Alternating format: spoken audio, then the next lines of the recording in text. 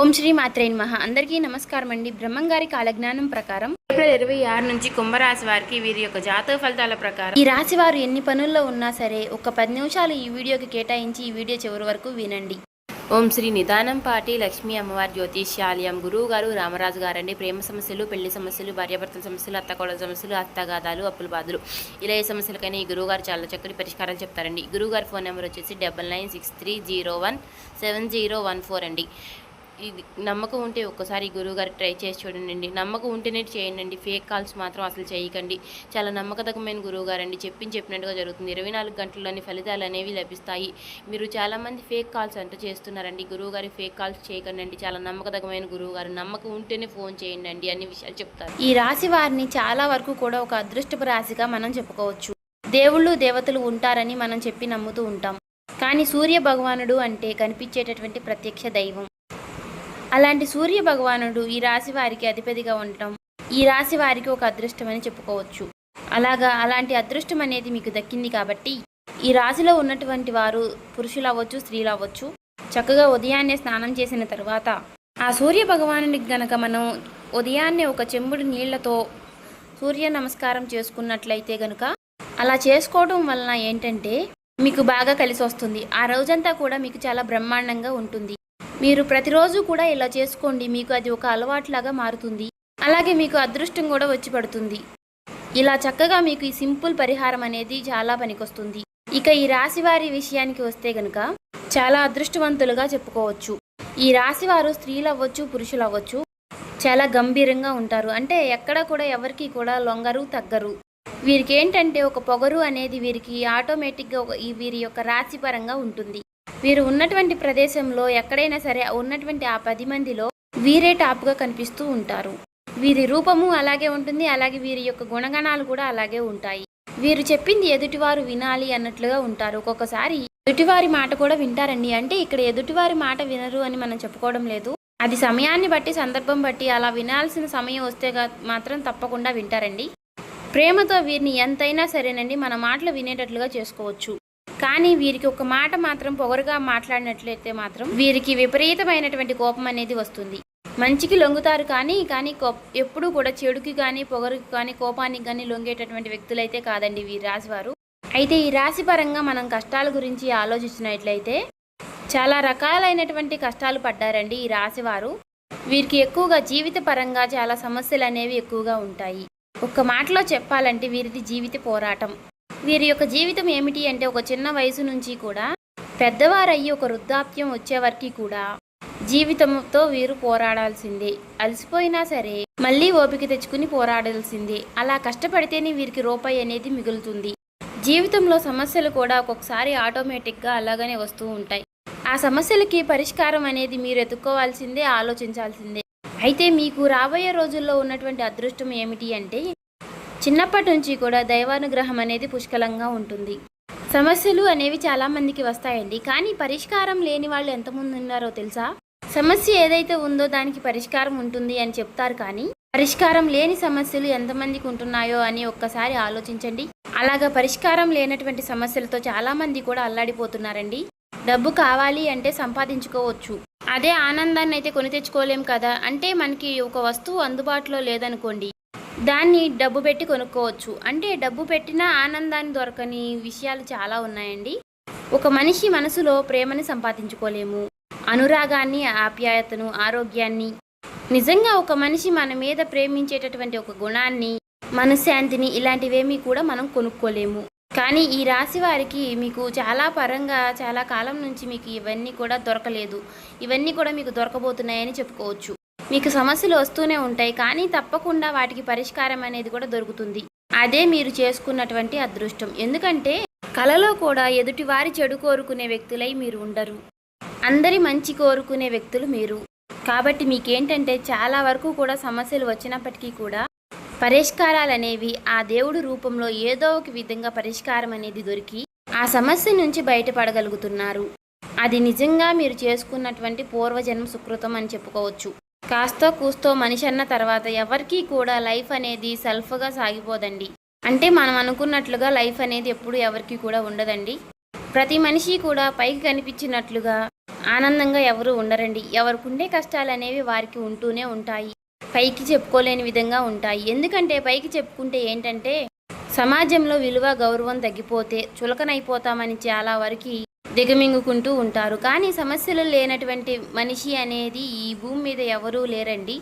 ఎదుటివారి సమస్యలు గనక మనం వినడం మొదలు పెడితే వామ్మో వీరికన్నా మనమే చాలా బెటర్ అని చెప్పేసి అని అనిపిస్తుంది. ఎందుకంటే మీకన్నా కూడా సమస్యలు అనేవి ఎదుటివారికి చాలా ఎక్కువగా ఉంటాయి. ఒంటరితనము, తోడు లేకుండా ఉండడము, అంటే ఒక భార్యాభర్తల్ని మనం గమనించినట్లయితే మనకు డబ్బు లేదని అదని ఇదని కొట్టుకుంటూ ఉంటారు. కానీ అక్కడ ఒక విషయం గమనించాలండి, ఆ భార్యకి భర్త తోడు, భర్తకి భార్య తోడు. ఒంటరితనము అనేది ఎంత భయంకరంగా ఉంటుంది అంటే అది అనుభవించే వారికి మాత్రమే తెలుస్తుంది. అలాగా ఈ రాశి వారిని కనుక మనం చూసుకున్నట్లయితే ఇలాంటి సమస్యలు లేని గొప్ప అదృష్టాలు అనేవి మీకు దక్కాయని తెలుసుకోవచ్చు. భాగస్వామి విషయంలో సంతోషంగా ఉంటారు, తృప్తిగా ఉంటారు. పచ్చడి మెతుకులు తిన్నా చాలండి. మనకంటూ నచ్చినటువంటి ఒక భాగస్వామి మన జీవితంలో కనుక ఉండినట్లయితే మనల్ని మనలుగా అర్థం చేసుకునేవారు, అంటే భార్య కానీ లేదంటే భర్త కానివ్వండి, మనల్ని అర్థం చేసుకునే మనకి ఒక తోడు, మనం చెప్పినట్లుగా వినేటటువంటి బిడ్డలు ఉంటే ఇంకా మనిషికి అంతకన్నా అదృష్టం ఏముంటుందండి. ఎన్ని కోట్లు సంపాదించిన వాళ్ళు కూడా మనశ్శాంతి లేకుండా, విలువ లేకుండా, ఇంట్లో వాళ్ళు నువ్వు ఏం చేసావు, నువ్వు ఏం సంపాదించావు, నువ్వు అబ్బా నువ్వే సంపాదించావులే, ఎవరూ చేయడం లేదా ఈ ప్రపంచంలో నువ్వు ఒక్కడవే కష్టపడుతున్నట్లు అని చెప్పేసి మాట్లాడేవాళ్ళు ఎంతమంది లేరండి. మీరెంత కష్టపడ్డా సరే కష్టాన్ని తీసేసి గుర్తించిన వాళ్ళు చాలామంది ఉన్నారు. అలా కాకుండా ఒక్క 10 రూపాయలు తెచ్చిచ్చినా సరే ఆ భార్య ప్రేమగా అర్థం చేసుకుని ఇంటికొచ్చే వరకు ప్రేమగా పలకరించి మంచిగా మాట్లాడితే ఆ మనిషికి అంతకన్నా అదృష్టం ఏమీ ఉండదండి. ఇలా ఉన్నటువంటి వ్యక్తులు దొరికితే మనకి పూరి గురిసిలో ఉన్నా సరే సంతోషంగా ఉంటుందండి. కోట్లు ఆస్తులున్నా సరే సంతోషం లేని వాళ్ళు ఎంతమందో ఉన్నారు, ఈ సమాజంలో బతుకుతున్నారు. అలాగా ఈ రాశి వారిని చూస్తే కనుక చాలా వరకు కూడా ఒక అదృష్టపు రాశిగా మిమ్మల్ని చెప్పుకోవచ్చు. కానీ మీకు సమస్యలు ఎక్కడ వస్తున్నాయి అంటే కొంచెం ఆవేశం అనేది మీకు ఎక్కువ కాబట్టి మీ నిర్ణయాలు అనేవి క్షణానికి ఒక రకంగా మారుతూ ఉంటాయి. కాసేపు ఉన్న ఆలోచన మరి కాసేపటికి ఉండదు. ఇంతలోనే ఒక నిర్ణయం తీసుకుంటారు, మళ్ళీ ఇంతలోనే మార్చుకుంటూ ఉంటారు. ఇలాంటివన్నీ జరగడం వల్ల కొన్ని ఆలోచనలు అనేవి ఎక్కువగా ఉంటాయి. కొంచెం మీ జీవితం మీద స్ట్రెస్ అనేది ఎక్కువ అవుతూ ఉంటుంది. కాబట్టి మీరేంటంటే ఆలోచన విధానాన్ని మార్చుకోవాలి. అది తప్పు కానీ ఒప్పు కానివ్వండి, ఒక్కొక్కసారి 2-3 సార్లు ఆలోచించాల్సి వస్తుంది. అది తప్పు కానీ ఒప్పు కానీ అలా ఒక నిర్ణయం తీసుకున్నప్పుడు ఆ మాట మీద కట్టుబడి ఉండండి. మనం ముందుగానే నరకం పడే కన్నా తప్పు జరిగినప్పుడు అది ఒక అనుభవంగా మారింది కదా. ఎదుటివారి సలహాలు ఎంతవరకు వినాలో అంతవరకే వినండి, కానీ పూర్తిగా మీరు ఎవరి మాట వినొద్దు. అలాగే మీ పర్సనల్ విషయాలు ఏవైనా ఉంటే మాత్రం మీరు ఎవరికి కూడా చెప్పుకోకండి. బంధువులు అవ్వచ్చు, లేదంటే మీ స్నేహితుల రూపంలో అవ్వచ్చు, లేదంటే ఫోనుల రూపంలో కొంతమంది అభిమానంగా మాట్లాడుతూ ఉంటారు. అలాంటి వారికి మీ పర్సనల్ విషయాలు అసలు చెప్పుకోబాకండి. అలా చెప్పుకోవడం వల్ల మీరే చులకనవుతారు. ఎవరికీ అర్థం కాదండి, అర్థమైనట్లుగా నటిస్తూ ఉంటారు. అంతేకాని ఎవ్వరూ కూడా ఎవరి బాధను ఎవరు అర్థం చేసుకోరు. ఎవరు ఆర్చేవాళ్ళు తీర్చేవాళ్ళు ఎవరు ఉండరండి. మన బాధలు మనం పడాల్సిందే. డబ్బు లేక మనం ఇబ్బంది పడుతున్నామని చెప్తే ఎవరైనా ఒక 1000 రూపాయలు ఇస్తారా అండి? లేదా కుటుంబంలో ఏదైనా సమస్య వచ్చింది, మనశ్శాంతి లేదు అని చెప్తారు. ఆ మనశ్శాంతి లేదు అనే మాటకు ఎవరైనా మీకు మనశ్శాంతిని ఇస్తారా? కానీ మీ కష్టం వారికి చెప్పుకుంటే మీరు విన్నారు అని అనుకుంటారు, కానీ ఆ మాటల వెనుకమాల 100 పుట్టిస్తారండి. మీకు అలా జరగాల్సిందే, మీకు అలా ఉండాల్సిందే. మీ పొగరు మాత్రం మీకేమైనా తక్కువ అన్నట్లుగా, తక్కువ కాదు కాబట్టి మీకు అలా జరుగుతుంది. వీరేదో మంచివాళ్ళు అన్నట్లుగా వాళ్ళ మీద చెప్తున్నారు, వీళ్ళ మీద చెప్తున్నారు, వాళ్ళ మీద వీళ్ళ మీద చెప్తున్నారు, అసలు వీరు మంచివాళ్ళేనా అన్నట్లుగా ఏంటంటే మాటలు పడాల్సిన అవసరం అనేది వస్తుందండి. కాబట్టి కడుపులో మాటలు కూడా చెప్పుకునే రోజులు కాదండి. ఎవి చెప్పుకున్నా సరే మనకి దాని మీద తప్పుడు వ్యవహారాలే తప్పితే. కాబట్టి మీకు కష్టం ఏదైనా ఉంటే ఆ భగవంతుడికి చెప్పుకోండి, లేదా మీ కుటుంబ సభ్యులకి చెప్పుకోండి. ఎందుకంటే బాధ అనేది ఒక్కొక్కసారి పొంగు వస్తుంది. కొన్ని చెప్పుకోలేనివి కూడా ఉంటూ ఉంటాయి. అలా చెప్పుకోని విషయాలు ఏమైనా ఉంటే మాత్రం కన్నీళ్లతో ఆ భగవంతుడిని వేడుకోండి. అలా వేడుకుంటే ఖచ్చితంగా ఆ భగవంతుడు సమస్యకు పరిష్కారం అనేది చూపిస్తాడు. మీకు ఇలా వరకు కూడా చాలా వరకు సమస్యలు కష్టాలు వచ్చినప్పుడు ఆ భగవంతుడు మిమ్మల్ని చాలా వరకు కూడా బయటపడేస్తాడు. కాబట్టి మీరు ఎక్కువగా బాధపడవద్దు. అలా మీరు కోపాన్ని ఆవేశాన్ని కూడా కాస్త అదుపులో పెట్టుకోండి. మీ కోపమే మీకు శత్రువుగా మారుతుంది. ఎందుకంటే మనం నలుగురిలో నెంబర్ 1గా ఉండాలి అని అనుకోవడం తప్పులేదు, కానీ ప్రతిసారి అదే జరగాలి అనుకుంటే కుదరదు. ఎందుకంటే మనకు మనం నెంబర్ 1 అనుకుంటాం కదా! అలాగే ఎదుటివారు ఎవరికి వాళ్ళే నెంబర్ 1 అనుకుంటారు కదా! అలాగా ఎదుటివారికి ఏదైనా అవకాశం వచ్చినప్పుడు వదిలేయండి. మీ మాట వింటే, మీరు చెప్పేటటువంటి మంచి సలహా వింటే విన్నారు. వినలేదనుకోండి, వారికి అనుభవం అయ్యే అనుభవాలు వారికి ఎదురవుతూ ఉంటాయి. కాబట్టి ఏదైనా సరే అతిగా కోపం అనేది తెచ్చుకోవద్దు. మీరు కోపం తెచ్చుకుని ఎదుటివారిని ఒక మాట అంటే మాత్రం వారు మీకు శత్రువులుగా మారే అవకాశం అనేది ఉంటుంది. శత్రువులంటే బయటవారు మనల్ని ఎవరు ఏమీ చేయలేకపోవచ్చండి. బయటవారు మనకి పెద్దగా శత్రువులు కూడా ఉండరు. కానీ శత్రువులంటే కుటుంబంలో వాళ్ళే మనల్ని అర్థం చేసుకున్నట్లుగా ఉంటారు చూడండి. నిజమైనటువంటి నరకం అంటే అదే. అంటే ఎంత చేసినా కూడా ఏం చేశావు, ఎంత సంపాదించావు, ఏం పెట్టావు అని చెప్పేసి ఇలా ఎత్తి పొడుపు మాటలు మాట్లాడుతూ ఉంటారు చూడండి.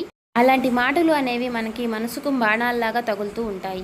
కాబట్టి కుటుంబ సభ్యులతోనే మనం చాలా జాగ్రత్తగా ఉండాలి. బయట మనకి ఏమీ సమస్యలు అనేవి రావండి. కానీ కుటుంబ సభ్యులతో హద్దుల్లో అనేది ఉండాలండి. ఎందుకంటే అతి చనువు, అతి హాస్యము, అతిగా మనం వారితో మాట్లాడే విధానము, అతిగా ప్రేమ చూపించడం కూడా మనం ఇబ్బంది పడేటట్లుగా చేస్తూ ఉంటుంది. ఎందుకంటే అతి ప్రేమ కూడా తప్పుగా అవుతుంది. ఇలా అతి ప్రేమను కూడా చూపించొద్దు. ఎందుకంటే మీ భాగస్వామిని, మీ జీవిత భాగస్వామిని బాగా ప్రేమించండి. ఎందుకంటే మీ కుటుంబాన్ని, మిమ్మల్ని నమ్ముకున్నటువంటి మనుషుల్ని, వారిని బాగా ప్రేమించాలి, మంచిగా చూసుకోవాలండి. కానీ మీ మాట తీరు ఏదైనా మాటలు చెప్పేటప్పుడు కానీ, ఏదైనా పని చేసేటప్పుడు కానీ అతిగా ఏది కూడా చేయకండి. అతిగా చేయడం వల్ల ఏంటంటే అక్కడ మీ విలువ అనేది ఆటోమేటిక్గా తగ్గిపోతూ ఉంటుంది.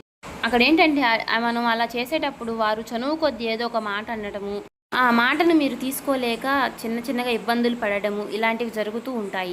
కాబట్టి ప్రేమ ఎవరి దగ్గర అయినా సరే ఒక హద్దులో, ఒక లిమిట్లో ఉండాలి.